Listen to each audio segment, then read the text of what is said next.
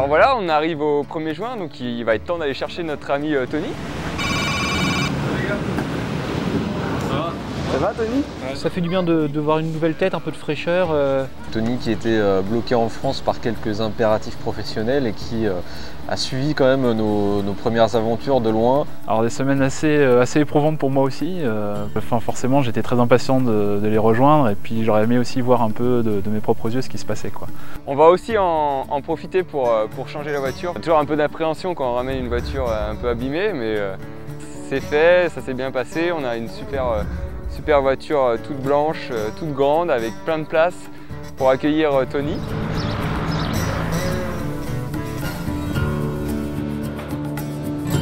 En plus de ça, bon, Tony, quand même baignant dans le monde de la météo au quotidien, apporte en plus un nouvel œil pour les prévisions. Est-ce qu'on part sud-ouest ou on part sud, quoi? C'est ça. Ça a l'air de quand même de continuer un petit peu à... Donc on a au moins se placer là, puis après voir si exactement. Après, est-ce que c'est sérieux? Est-ce que par rapport au modèle, c'est... Est-ce qu'on a une gueule de mec sérieux?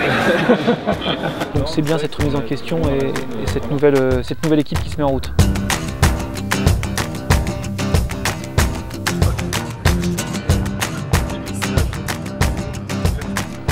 Voilà parti vers le sud, vers les Panhandles, qui sont deux régions des États de l'Oklahoma et du Texas. On les appelle comme ça parce que ça a un peu des formes de poignées de poils, d'où le nom en américain. Bon, les Panhandles, c'est assez particulier, donc c'est des régions un peu désertiques, très poussiéreuses, beaucoup de sable, très peu de végétation. Et puis au niveau des statistiques concernant les tornades, c'est plutôt pas mal, donc c'est avec grand plaisir qu'on descend par là-bas. Très vite en fait, on s'aperçoit que des cellules se mettent en place vraiment sur notre secteur. On est plutôt bien placé. C'est un truc de dingue, hein. On voit 2-3 tourbillons de pluie raindrop.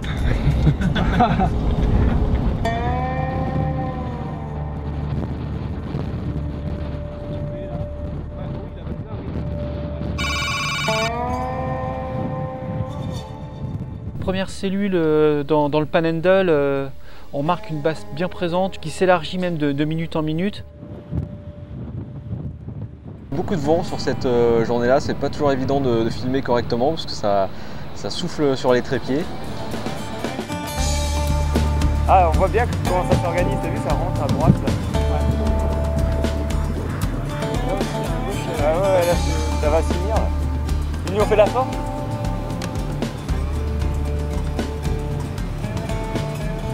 La base, elle commence à tourner à vue d'œil là. Au bout de quelques dizaines de minutes d'observation, on voit apparaître d'un seul coup une sorte de bourrasque qui ressemble peut-être à une tornade. Ça correspond à l'enroulement de la base qui était en haut là.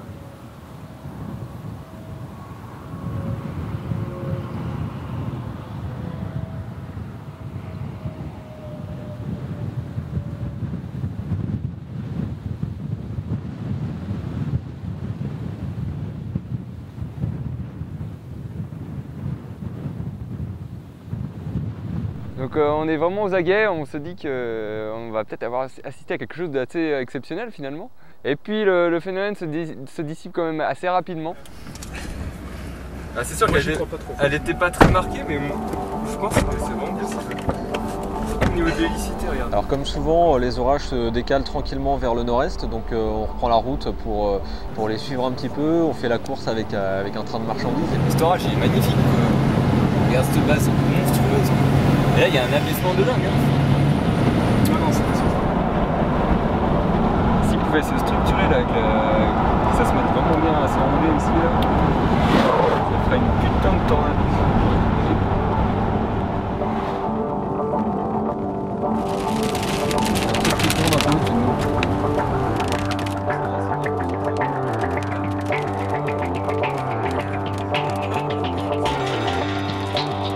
Regarde un peu la voiture.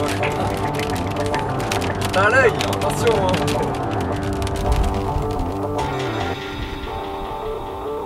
Moi j'ai mal au crâne, ça veut dire qu'il y en a un qui va pas tomber très loin.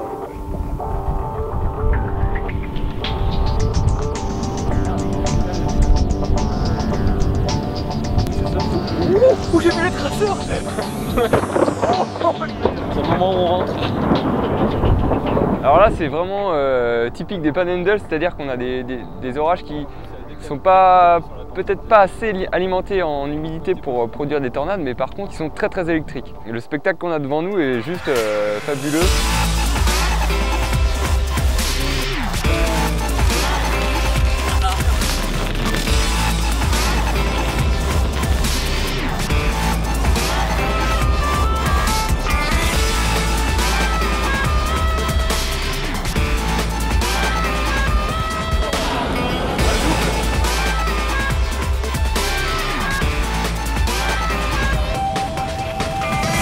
De la foudre en pagaille comme j'en ai jamais vu, parfois très proche, et l'occasion de faire des images vraiment sympas. Au niveau photo, c'était s'assurer d'au moins un coup de foudre par photo, c'était vraiment très intense.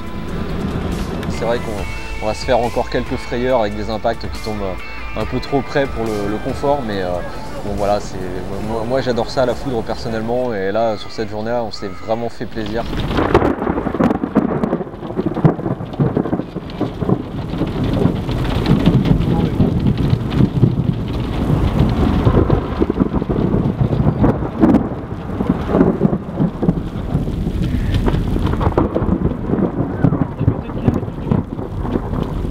Oh, si celui-là, ouais.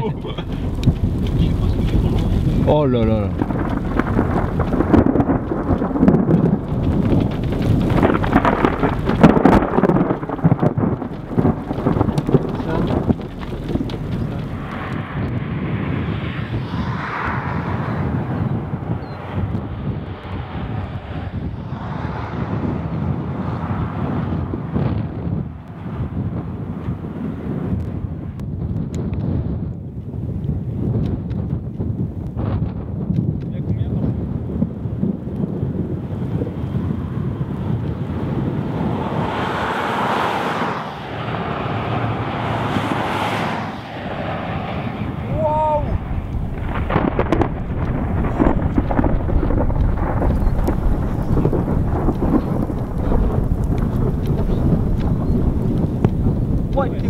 Ouais, celui-là, on va attaquer. Ouais, bon, allez, je crois que là. Il va falloir bientôt arrêter les conneries. Allez, un dernier là, et puis je me casse. Ouais, ça tombe à gauche là. Ouais. Allez, on recule les gars. On y va, Chris? Allez, c'est parti les gars.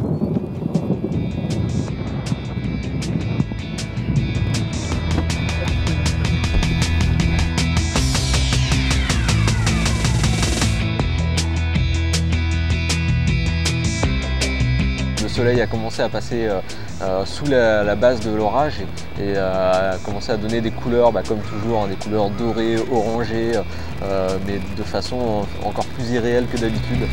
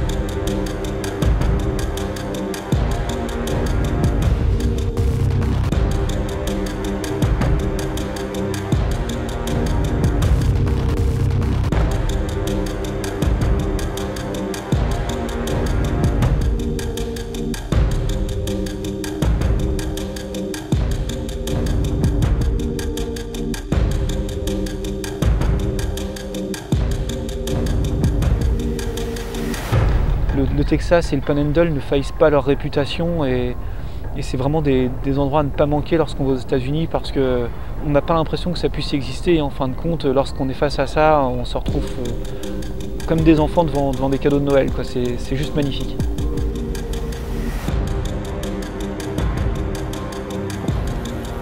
Oh là là, celui-là était beau.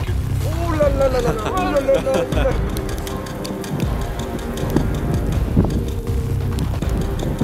Ça va mettre presque le coup de zoomer sur un endroit.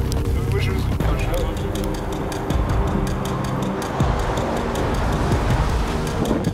demande comment c'est possible scientifiquement qu'il y ait une telle quantité d'énergie déployée par un orage dans un laps de temps aussi court. C'était encore un des moments forts de ce voyage.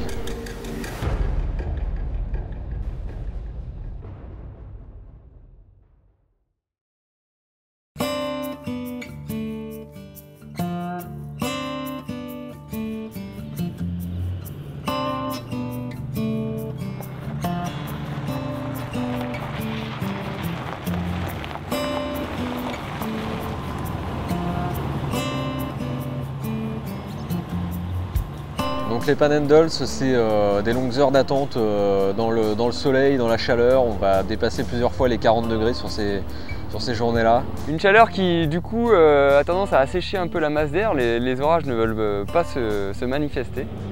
Et il la faisait passer dans le Ah ouais, Panhandle. peut-être que celle-ci elle peut réussir à prendre là bientôt. Donc on peut essayer de monter à la limite sur la frontière, voir un peu, je sais pas ce qu'il... De toute façon, le plus intéressant c'est ce qui faisait germer là, donc au pire on serait pas loin si ça prend vraiment. Voilà. Si. Quand tu regardes, quand tu regardes la gueule des nuages, je pense qu'on peut monter sans trop de chance.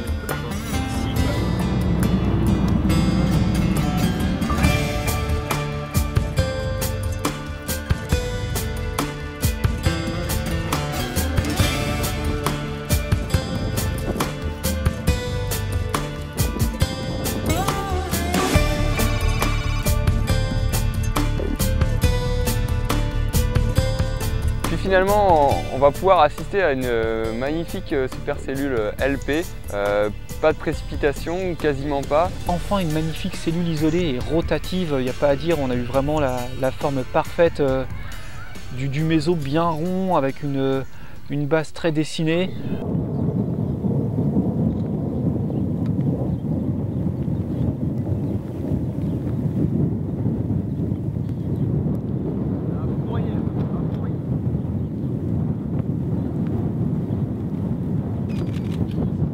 Et on a même eu un début de tuba à un moment, donc c'était tout fin, on sentait que ça allait être difficile pour mener à une tornade, mais bon, c'était quand même vraiment joli.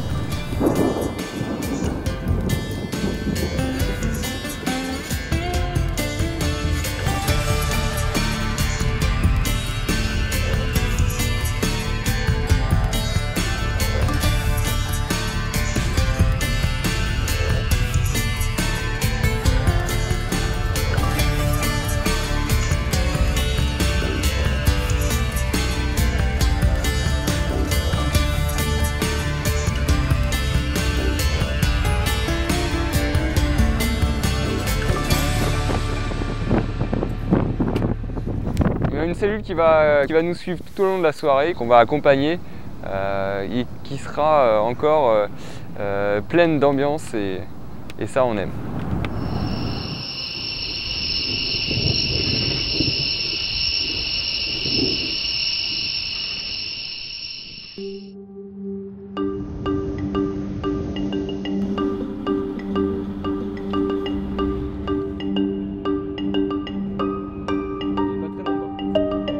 Dernière journée dans les Panhandles, carte un peu difficile à jouer, on va se retrouver un peu à hésiter au niveau du sud, du nord, de l'ouest. On a erré quand même pas mal de temps sur les routes du Texas, à essayer de voir où sur le satellite à commencer à déceler des indices d'une éventuelle cellule orageuse.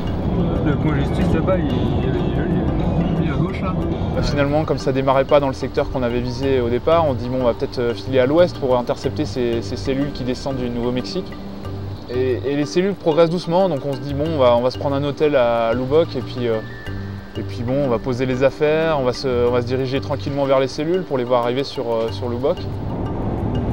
On est là, au milieu de deux zones orageuses, intéressantes. T'as l'enclume là-bas qui est un très bel orage. Et t'as une ligne là qui arrive sur nous qui va sans doute former un Arcus qui est en face. Ouais. On va faire une séance ciné avec nos hamburgers en attendant de voir l'Arcus qui nous arrive dessus.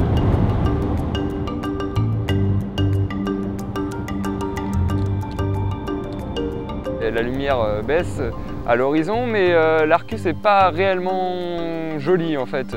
Il est même plutôt assez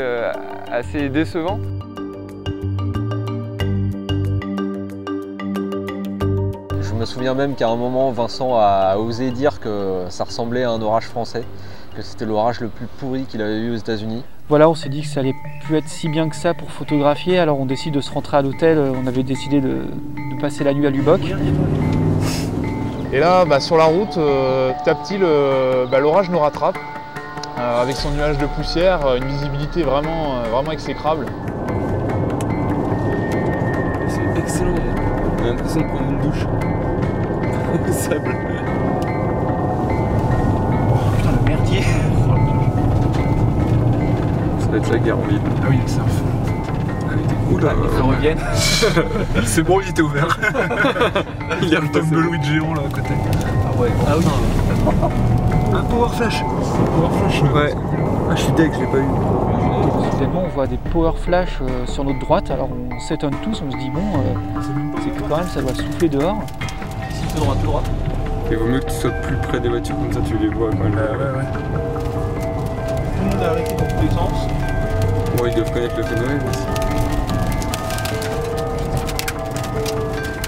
On se dit qu'on va peut-être pas avoir le temps finalement d'arriver à l'hôtel, et pourtant on est en train d'arriver dans la ville. On commence à apercevoir des bâtiments de la ville de Lubbock. Mais en fait la ville est éteinte les gars, il n'y a plus de lumière. Ouais. Et tous les lampadaires sont éteints en fait. C'est pour ça qu'il n'y a pas de lumière. Ouais, c'est vrai qu'il y a des lampadaires. Ah, c'est énorme quoi l'ambiance. Ah ouais, putain, il y a encore tout un quartier qui s'éteint à gauche là. C'est excellent quoi.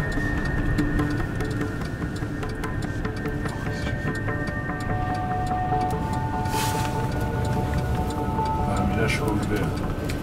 Je vais m'installer dans rien. Moi je reconnais, c'est bon.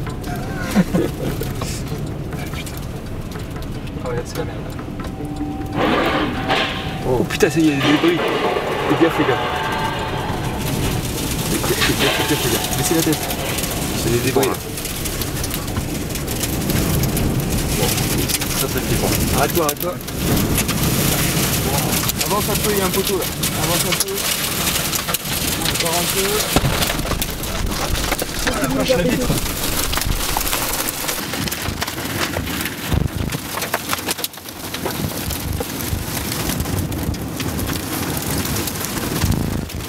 Essaye d'avancer un petit peu. On va essayer de se remettre face au vent. Ça va les gars? Ouais, c'est bon. Ouais, c'est bon.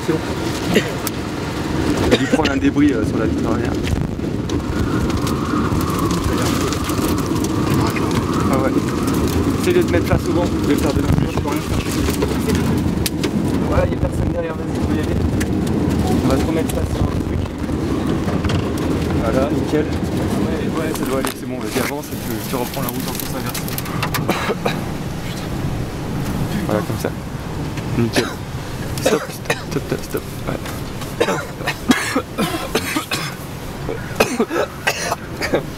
Donc on vient de perdre la vitre arrière de la bagnole, qui a été explosée par un débris a priori. Enfin, c'est même sûr. Dès qu'on aura de la visibilité, il faudra retourner à l'hôtel. Et d'un coup, on commence à entendre un bruit sur la carrosserie, et là, c'est la grêle qui commence à tomber. Et puis les grêlons de plus en plus gros, et là, on se dit, bon, on va encore prendre très cher. Oh la vache! On va détruire la voiture! Ah merde, on peut pas là. Comment tu veux que je fasse? N'importe quoi. On va faire de barbie!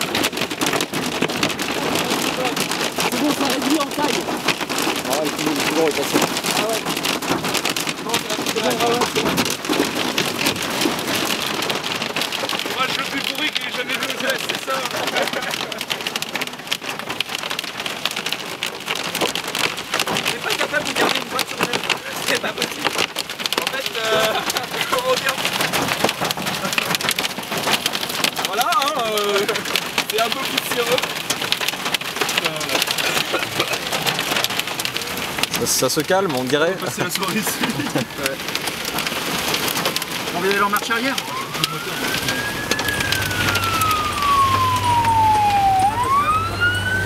Il finit par se calmer, bon il pleut toujours mais au moins on peut essayer de rebouger, on y voit plus clair.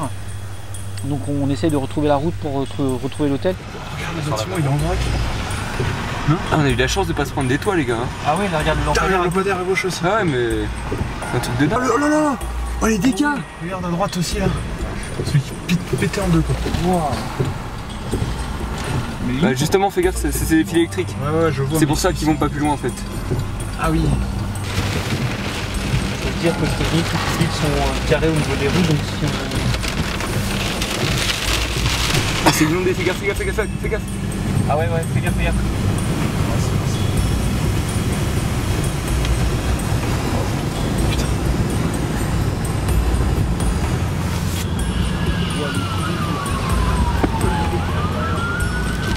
Regarde ça même sur le plat quoi.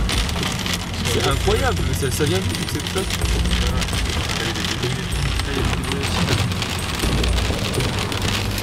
En fait le centre-ville était plutôt de l'autre côté, c'est pour ça que je pensais... Mais là, après si tu reprends à droite, on suit la parallèle à la route théorique en fait, c'est pour ça que je veux dire ça. Et donc finalement on va mettre près d'1 heure à rejoindre l'hôtel alors qu'on était seulement à 500 mètres, mais on a été obligé de faire demi-tour à plusieurs reprises à cause des dégâts ou des rues inondées. Les sirènes retentissent dans toute la ville, on sent qu'on a vécu un événement encore très violent.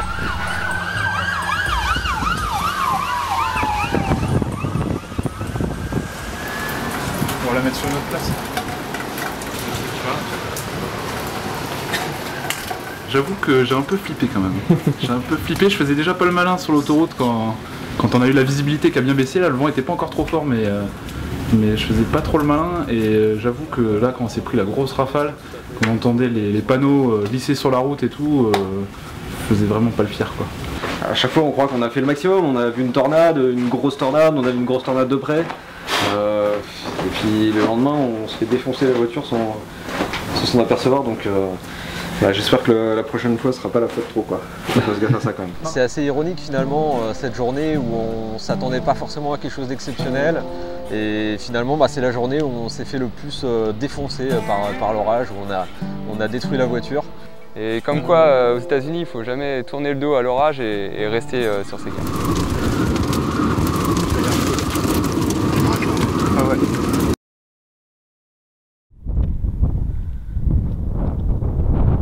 On a une rotation là qui se met en place juste devant nous sur une superbe base. C'est très beau.